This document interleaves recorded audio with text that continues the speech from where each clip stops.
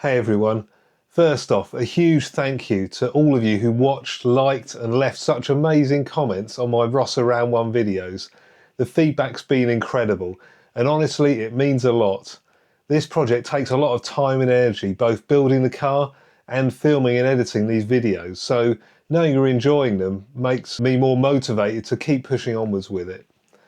Today I'm going to do something a little bit different, a Q&A video where I'm going to respond to some of your comments and talk about your ideas for how to hit that magical 200 miles an hour. Then I'm going to reveal what I'm actually going to do next to make that happen. Let's get into it.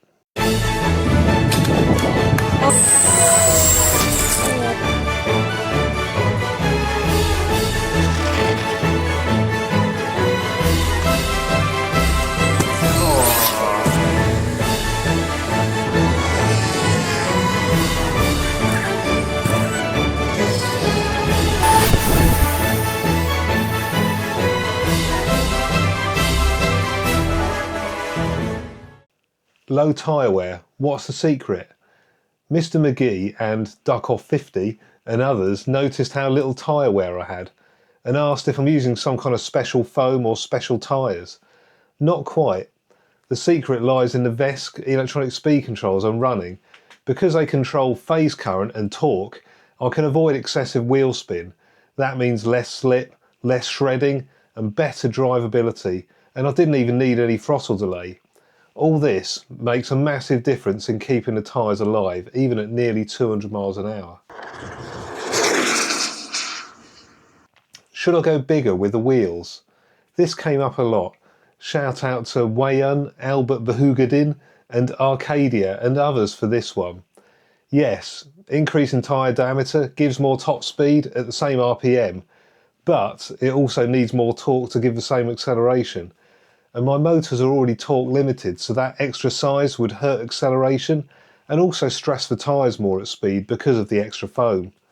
It's tempting, but I'm skipping the big wheels. I'm going to go for more RPM instead. Can Aero take me to 200? I had some really smart suggestions around aerodynamics from Alan Hance, Mike Bellamy, Antti Veganza, The Geezer and many others. Now here's the thing. I'm already running a body that's been designed and tested with CFD, and at the ROSSA event I had no issues with stability or downforce. It does generate downforce even with the front slightly raised, which is intentional to deal with the uneven surface at ROSSA. That said, I'm looking for some quick wins, like taping over the seams under the chassis before runs and making sure any bolt holes without bolts in are covered. I'm possibly looking at slimming down the antenna to reduce the cross-sectional area a little bit. And in the long term, I really want to build a moulded composite body shell, so it's lighter, slicker and smoother than what I rushed to build last year, which are on the car now. What about weight reduction? Bill Benedict brought this up, and yes, shaving grams always helps. But with a few weeks until the next event, I had to choose my priorities carefully. So for now the weight savings are taking a back seat. There were a few more wild ideas coming in from Scott and CNC Nerd, really going deep into ideas like supercapacitors, independent motor controls, speed controller firmware tweaks.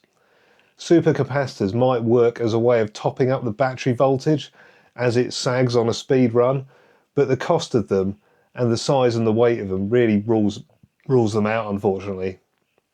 I think that's why we don't see them in speed running so far.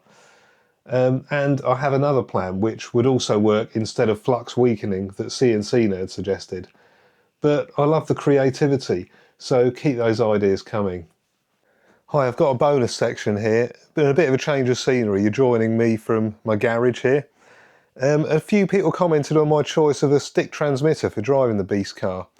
For me, I don't mind using either. I actually started off with a steering wheel type transmitter when I was 8 years old, this little thing.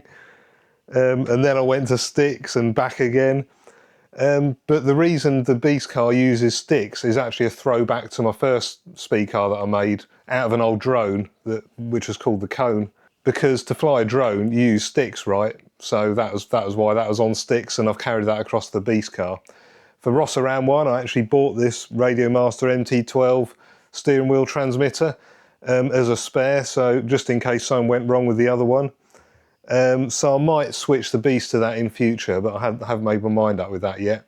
A few people commented on what the disabled sound was that you heard at the start of my runs. Disabled. ELRS transmitters, they actually have this option of something called dynamic power. That's where they vary the transmitter power based on the signal strength that's received by the receiver.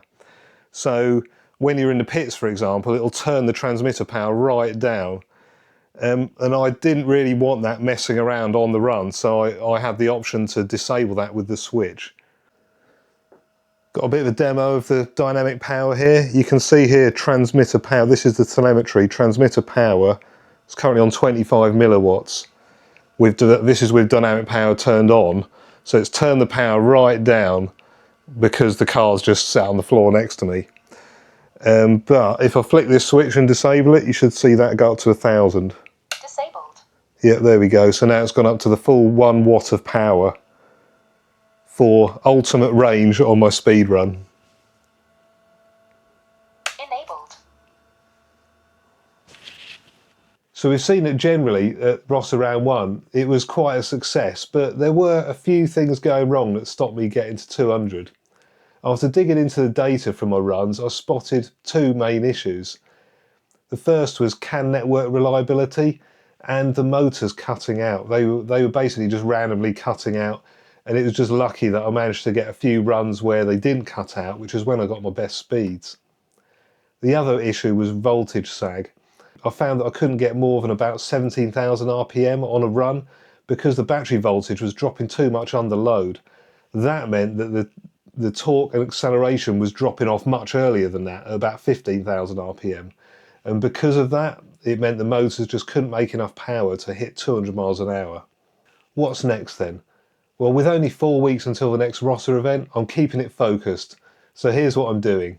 Number 1, I'm going to fix the speed controller and CAN network. I'm going to do that by simplifying the implementation of it.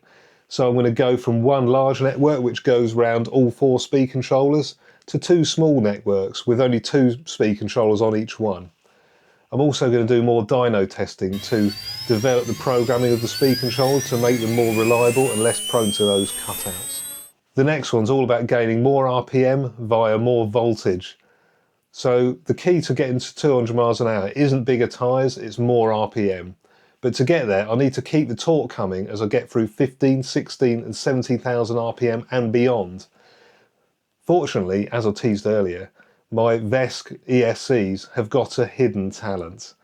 They can run on up to 20S lipos or 84 volts. So the answer was obvious.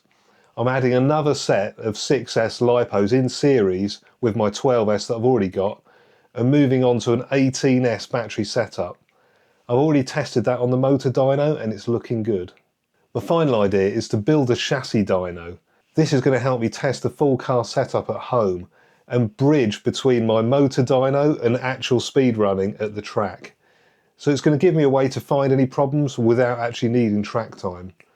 Full video on that build coming soon. Oh my god. So thanks again for all your comments, suggestions and encouragement. The beast isn't done yet and neither am I. Round 2's coming fast and we're going in with more power, more data and maybe, just maybe, the 200 mile an hour club. If you like this video, drop a like, subscribe and keep those ideas coming. You might just see your suggestions make it into the next build. Catch you in the next one.